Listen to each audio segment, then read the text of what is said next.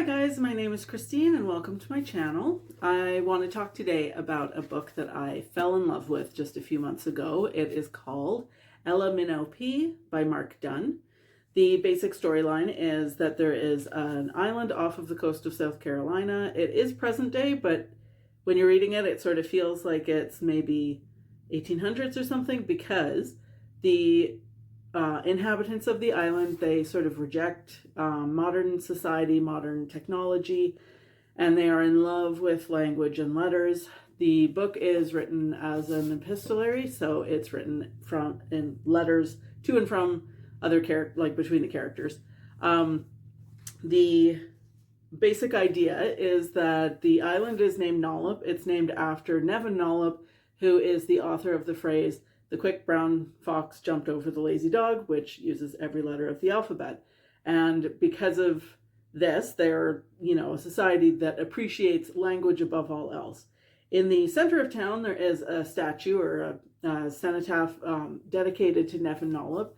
And on it, you've got the phrase. And then as the book progresses, letters start to fall off.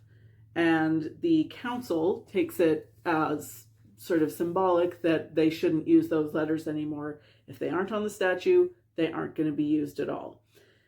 And it's fascinating the way that they use that to control the people of the island. At first, everybody kind of thinks, well, that's a strange interpretation, but okay. I mean, I think the first letter that falls off is Z or something like that. Something you don't use very much, until you can't use it anymore. And then it becomes apparent how much you actually do use it. But it's that idea of like a little bit of control, and then it snowballs and snowballs until you've got a totalitarian system and they are completely, oppressed by these council members who have decided this is the way it's going to be.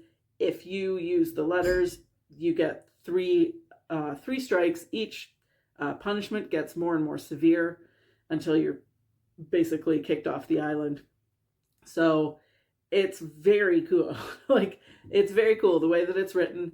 The use of language is fantastic, and the letters to and from the characters, they get shorter and more bizarre as the time goes on, because you can't use certain letters to say what you're trying to say. So the author has to come up with different ways of spelling, which is, I think, contributes to the feeling that, this is a book from the turn of the century or something, but it's not. It's present day. So it is fascinating. I really enjoyed this book.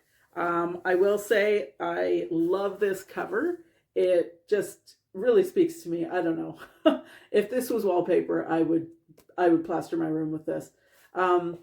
Yeah, so I really enjoyed the way this book was written. I'm not going to give anything away, but the resolution of the story is just, it's fantastic. Chef's kiss, 5 stars. So yeah, if you are interested, it's quite a short read too. It's just over 200 pages long. And as it goes along, the letters get shorter and shorter because there's less and less letters they can use. So yeah, if you're looking for a short read, this is one that I definitely recommend.